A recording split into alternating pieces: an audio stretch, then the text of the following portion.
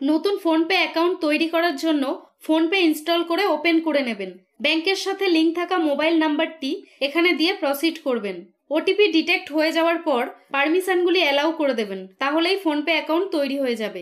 এখন bank account add করে UPI pin set করলেই ফোনপে দিয়ে লেনদেন করতে পারবেন। এর জন্য প্রোফাইলে গিয়ে ম্যানেজ পেমেন্টসে ট্যাপ করবেন।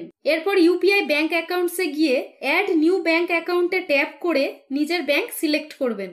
নতুন ইউপিআই পিন তৈরি করার জন্য সেট ইউপিআই পিনে ট্যাপ করবেন। এখন এটিএম কার্ড সিলেক্ট করে এখানে কার্ডের লাস্ট 6 ডিজিট ও এক্সপায়ারি ডেট দিয়ে প্রসিড করবেন। পারমিশনটি অ্যালাউ করে দেবেন।